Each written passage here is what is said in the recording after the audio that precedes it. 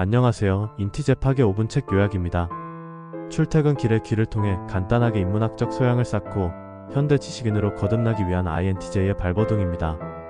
오늘은 많은 사람들이 추천하는 책, 바로 사피엔스에 대해 이야기해보려고 합니다.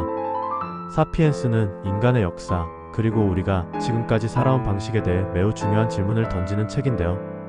여러분이 이 책을 읽지 않았다면 아마 많은 생각을 하게 될 거예요.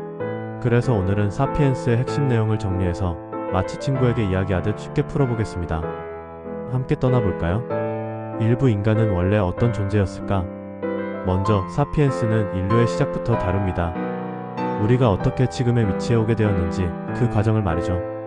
이 책에서 저자 유발 하라리는 인간이라는 존재가 사실은 자연계에서 그저 평범한 동물 중 하나였다고 이야기해요. 다른 동물들과 마찬가지로 생존을 위해 싸우고 먹이를 구했죠. 하지만 우리가 다른 동물들과 뚜렷하게 달라진 점은 바로 상상력을 가진 점이에요. 우리가 세상을 어떻게 이해하고 그 안에서 어떤 규칙을 만들고 서로 협력할 수 있는지에 대한 이야기를 상상할 수 있다는 거죠.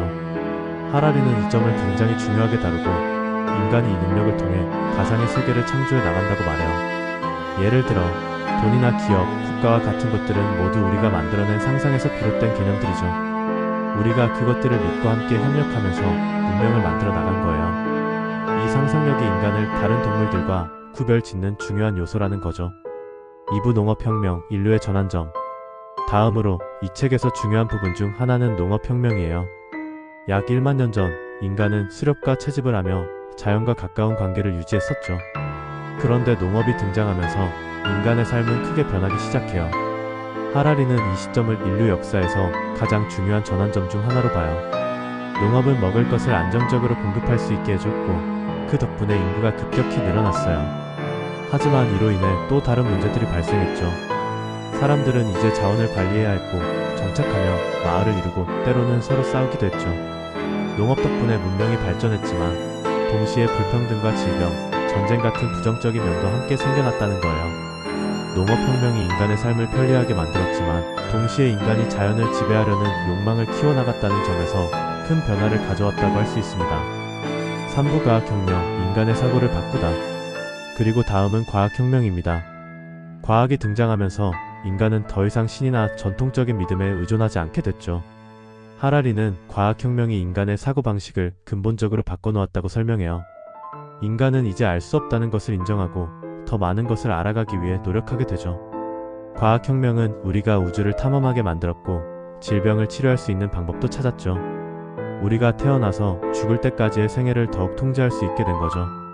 하지만 그 과정에서 과학이 인류에게 권력과 자본을 쥐어주면서 우리가 가진 능력을 어떻게 사용할지에 대한 새로운 고민을 던지게 되죠. 과학이 정말 인류를 행복하게 만드는지 아니면 또 다른 문제를 일으키는지에 대한 질문은 여전히 풀리지 않은 문제입니다. 4부 자본주의와 인간의 행복. 그리고 자본주의와 행복에 대한 이야기도 중요합니다.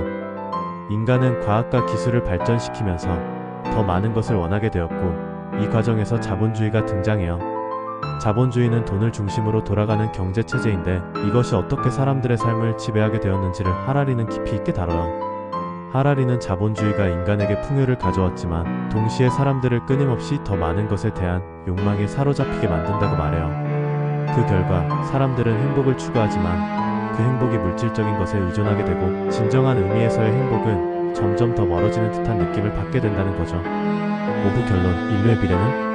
마지막으로 사피엔스는 우리가 지금까지 걸어온 길을 돌아보게 해주고 앞으로 어떻게 살아야 할지에 대해 큰 질문을 던집니다. 과학과 기술이 발전한 만큼 우리는 새로운 도전에 직면해 있어요. 인공지능, 생명공학, 그리고 환경 문제 등 우리가 해결해야 할 과제가 많죠.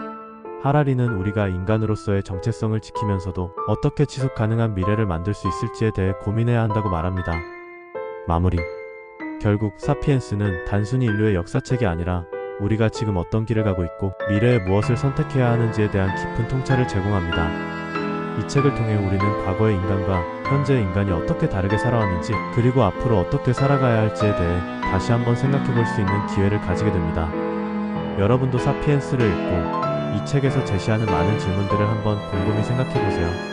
자, 오늘 영상이 마음에 드셨다면 좋아요와 구독 버튼 꼭 눌러주시고 댓글로 여러분의 생각도 나눠주세요. 그럼 다음 영상에서 만나요. 감사합니다.